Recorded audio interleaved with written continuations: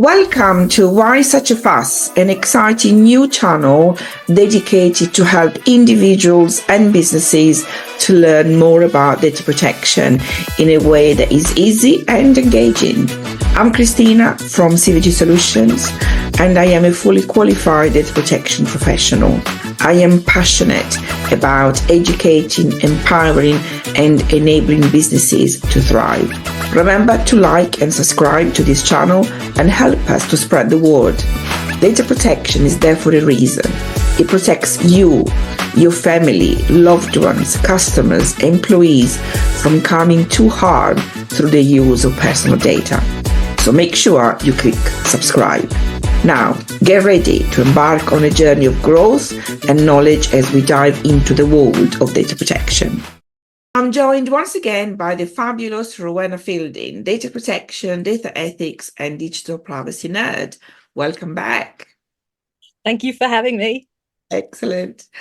So, Rowenna, I wanted to discuss LIA. Now, for the benefit of our audience, LIA stands for Legitimate Interest Assessment, which is basically, it's an assessment that is required for the business to carry out when they select or choose a legitimate interest as the lawful basis for processing data.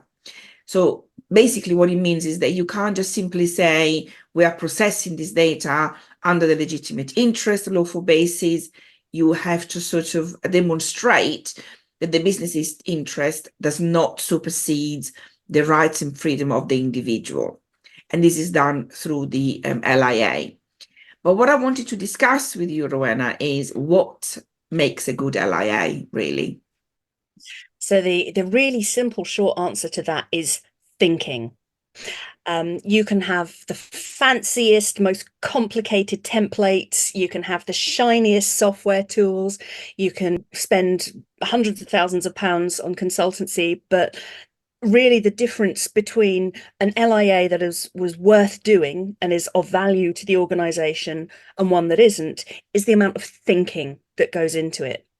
So that means setting time and brain space aside for people to do that thinking and have discussions, and also consult with representatives of data subjects, because without those materials, without that sort of raw thinking power, then it generally just becomes a tick box exercise, and that's not just valueless, it's actually dangerous. Because a legitimate interests assessment that is done solely to tick boxes, and somebody is just given the answers that they think are the ones that will look best, will give an organization a false sense of assurance. They may actually end up processing data unfairly, unlawfully, and potentially harmfully if they don't do the thinking. Yes, and I think you've touched there for something quite important, is that do not do an LIA in isolation. You need to involve the stakeholders, you need to involve even the data subject or the individuals, in layman terms, into the pot. It cannot be done in isolation because, as you quite rightly say, you actually end up with doing, having something that is not fit for purpose, and then you're actually exposed. Yeah. In my experience, the LIA processes that have been most valuable and most worthwhile have been basically getting people together in a room, physically or virtually, and having a discussion. That is so much more worthwhile than sending around documents and templates and demanding fixed format answers from people, or copying and pasting from business case documents. Get people talking about potential consequences, about advantages and disadvantages, get a diverse set of inputs so that you're not just focusing on the circumstances of people in society who have the most social capital. Yes. It's so easy to overlook the needs of people who are not like you, because that's kind of how human thinking works. Yes. But that's not a reason to just accept that. That's why we need to talk to each other and talk to people who are not like us to get their perspective in order to do a proper assessment of impacts to rights and freedoms. Yes, I totally agree. And I think there is a lack of, I suppose, understanding, I guess that's the right word, in businesses, that we just do this under the legitimate interest, pick that as the lawful basis because it fits kind of almost everything, but without realizing, hang on a minute, you've got to justify it, oh, why? Why do we need to do that? So there is that sort of missing point that just picking it's not the end of the deal. You've got to justify it, and that's the crux.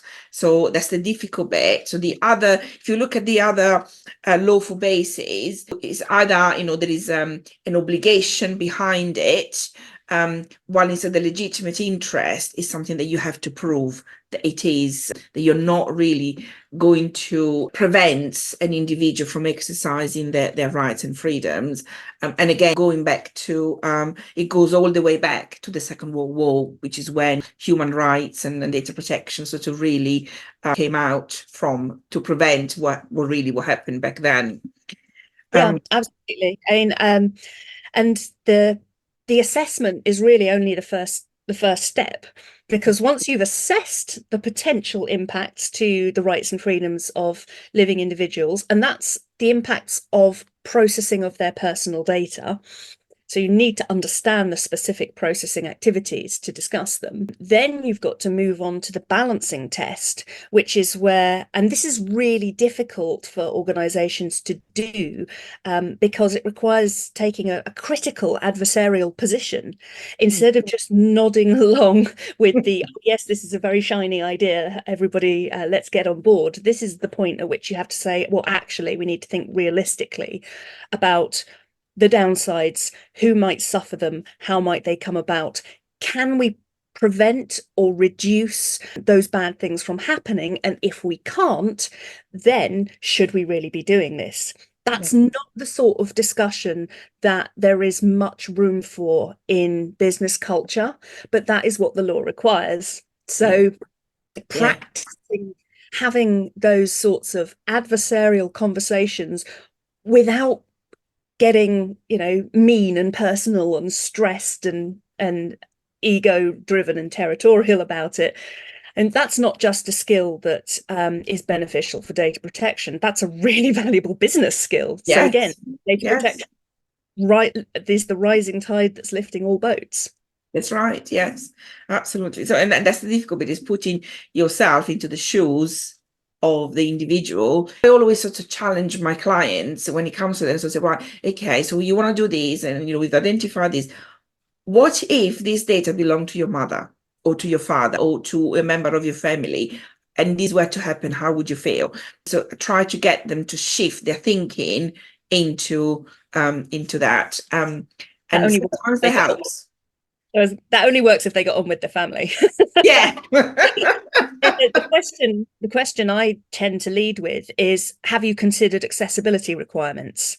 Because if the answer to that is no, then I can absolutely guarantee you that there's been no thought about any impact to rights and freedoms.